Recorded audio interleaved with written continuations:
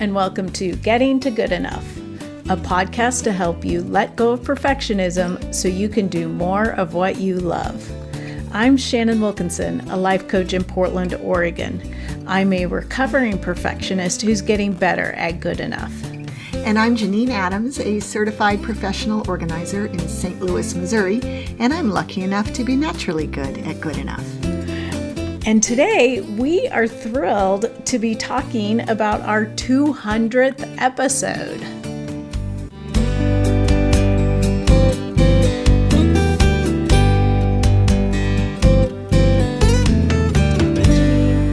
Shannon, how you doing? I'm great. How are you? I'm great. Happy anniversary to us. Yes. So exciting. Castiversary. Podcast-iversary. Right, yeah. I just made it a little bit easier to say by making it castiversary. Yeah. It's exciting. It really is. And, we're at 200, our 200th episode, and we took a 5-week hiatus last fall. Winter. Well, it depends on if you count winter as winter solstice. What? Come on, there's no way that the month of December isn't winter in Oregon and Missouri. Fine. I wasn't Early willing to roll winter. with that.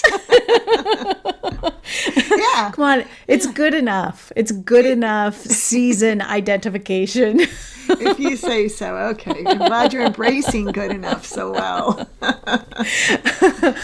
Well, I never thought I would embrace good enough as much as I have after having done 200 episodes. Yeah, I'm having trouble remembering I'm having trouble remembering you as a perfectionist, kind of, because you're so good now at good enough. Oh, really? Uh-huh. That's kind of exciting. Yeah. I mean, we're the queens of good enough now when it comes to the podcast, anyway. Yeah, and there are plenty of other areas where, as you're saying that, I was thinking about, I'm like, that's fine. That's fine. Mm-hmm. And it's such a liberating way to live. It really is. I understand, because I think if we went back and listened to some of our earlier episodes, we would hear a lot of me, not understanding why one wouldn't want things to be done right, wouldn't want them to be done perfectly, or as close to perfect as possible. And I have really changed that around, and it feels great. Yeah, it's like it feels great. It's easier, but also there's something about accepting it. So it's not like you're not settling, right? You're embracing good enough, and I'm having trouble articulating what I mean about that shift. It's one thing to say, oh yeah, it's good enough, and I'm just not going to worry about it. But it's another to say, hey, this is good enough. I got this. Yeah. And feeling good about good enough. Feeling good about good enough. Yeah. Yeah. Right. And I think, go ahead. Oh, I was just going to say that's the real shift. Yeah. Right. That's what I was about to say too. For me, I'm not naturally much of a perfectionist, except in apparently certain areas of my life that the podcast has illuminated. But I might have had a little feeling of not guilt, but not feeling great about, it's good enough. But now I love good enough. Yeah, it is really stunning to me how much a part of my life it is, and how good it feels, and how I feel like it gives me, I don't know, possibility. Like it creates space for possibility or options or I don't even know how to describe it. But I feel like I'm gaining something by feeling good about good enough. I think I'm gaining ease, and you know that you know how much I love ease. Yeah. When I think about how both of us in the last year or so have been dealing with lots of like details around family stuff and so forth, aging Right. and declining parents and so forth, and I particularly this year I've been doing a lot of that, and I feel like because I've embraced good enough, I'm not fretting about getting things exactly right. Even though I'm doing everything fine, I don't think I'm screwing anything up. And yet, so I'm able to do it one foot in front of the other without super stress. You know, Right. it's like, and I do feel like the embracing of good enough has made that possible. Yes, that's such a good example because, that's something where, you need a certain level of accuracy. You need, to do things at a certain level, but you don't have to strive for perfection because that often ends up paralyzing you. And stressing you. Yeah. And I feel like, I did not strive for perfection, but I created a system, which I think have talked about in previous episodes, like in managing my mom's estate stuff. And I just stuck with it, and it's worked great. I have all the records I need. It makes everything so much easier. Everything is there, but I didn't stress about like the exact right way to do it, and whether or not this is perfect. It's a workable system that gives me everything I need and doesn't take a lot of time in obsessing over small details. Which is like the perfect example, if you will, of good enough, right? I mean, Yep. That's fantastic. That's what building, you don't have to stress about everything necessarily. Right. Certainly we stress about plenty of things, but I was going to say, there's plenty of stress. I don't need to stress about this too. but yeah, exactly. You don't need to stress about finding the perfect system. You can just create a system that works. Yep. Yeah. And I think having the opportunity to talk about this topic week after week really has a way of embedding it within, right? We're really, Right. I think we can't help but live it. Yeah. And coming up with all these different ways to approach perfectionism and looking in all these different contexts and scenarios where perfectionism may show up helps us see it in all the different aspects of our lives, even if we weren't aware of it. Yeah, that's right. We have to dig around sometimes. Yeah. Poke, poke, poke, poke, poke.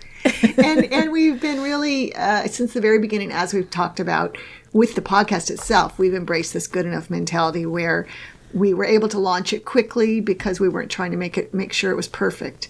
And the thing that I'm thinking about 200 episodes later is I don't think any of that has come back to bite us. No. It's been okay. There's Right. hasn't been any negative repercussions. I don't know, maybe who knows what we don't know what we don't know, but I think it's worked out well. Yeah, I think we did get one review that said it was, I think this was like at the very beginning, that it was unpolished or something. Oh, yeah. And we're like, thank you. Yeah, perfect. That's exactly what we wanted. Because that person clearly wasn't our ideal listener. Right. Yeah. Right. And I just heard from someone the other day that listened to one of our recent episodes and said she enjoyed listening to it so much because we were laughing about a lot of things, and she just felt like she was sitting at the kitchen table talking with us. And, if it's helpful and our listeners enjoy, feel that level of comfort, then I feel like our that's exactly what we're after. Right, exactly. I think we're achieving our goals, even though I'm not sure we know what our goals are, but I know one of our goals is to make sure we have fun. And, Yes. We're certainly achieving that. Yes. Well, that's definitely the criteria for continuing is as long as we're having fun, we'll keep doing it. And then I think, I don't know that we've actually talked about this, but, I think the other goal is that I think of it as if we help at least one other person, then that makes it worth it. And we know we help each other. And we know we both benefit from it. And yeah, if we can add one more person to that, that's good. That means every episode touches at least 3 people. Yeah, that's nice. Yeah. I was looking back through our topic list, and we've talked about so many different things. It is kind of amazing, given that the umbrella is, it's a pretty big umbrella, but it's not a huge umbrella. And we've still managed to come up with so many different things. Yeah. Well, and I think that is testament to how easy it is for perfectionism to, wiggle its way into so many different parts of our lives. Oh, you mean the fact that there are so many different things to talk about? Yes. Yes. I was thinking that you were going to that you were going for that if we had let perfectionism get in the way, we might not have been able to come up with so many topics. I think that also is true. Both things are true. Yes. Yes. I hadn't thought about that, but I think that's definitely true. Because could you imagine the insanity of trying to come up with the perfect topic on letting go of perfectionism? Yeah.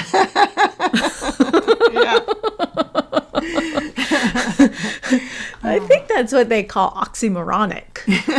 That's right. That's funny. But yeah, definitely this topic, which of course I need to give full credit because it was your idea. It definitely lends itself to and make letting it be easy, and also to so many topics. And I hope we'd love to hear if any listeners have things they wish we had covered in this past 200 episodes. Maybe we're always, not that we're getting desperate or anything, but we're always open to suggestions of ideas. Yes, absolutely. We would love to hear new topic ideas, or if there was a topic that we did in, say, any of the past 200 episodes that you would like us to revisit or update in some way. Elaborate on, perhaps. Yes, because we're trying to keep our episodes a little bit shorter, so it's an easier bite to listen to. And there's always a lot more we could say about pretty much everything we've ever talked about. Right. Yeah. It's so true. And I wonder, do you suppose there are listeners out there who have experienced the same shift of toward good enough from having listened to the podcast? I'd love to hear from anybody for whom that was the case. Yeah, so I haven't heard from anyone lately saying that specifically, but I can now say over the years that we've been doing this, we've definitely heard from people who say that they've experienced a shift. But that's another great reason to ask you, our listeners, to let us know, how has getting to good enough impacted you? We'd love to hear a specific story, or in more general terms, if you have been able to loosen up the noose of perfectionism. That sounds awful. Yeah, wow. Gosh. Well, but it is sort of, it's very, perfectionism is very constrictive. Yes. So, or, maybe you have a better metaphor.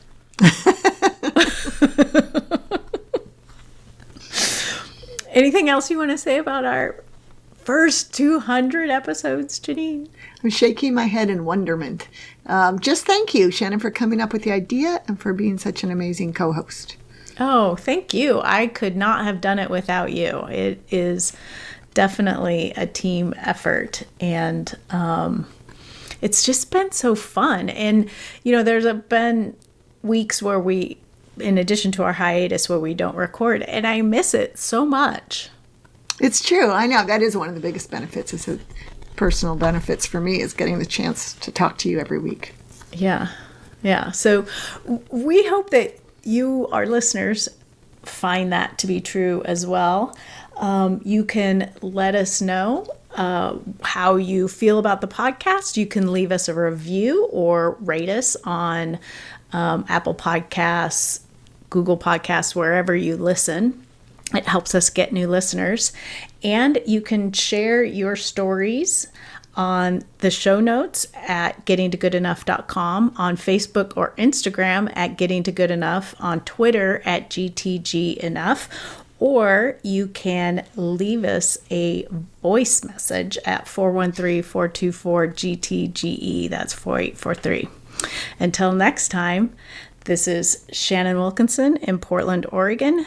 And Janine Adams in St. Louis, Missouri. And we hope that good enough is getting easier for you.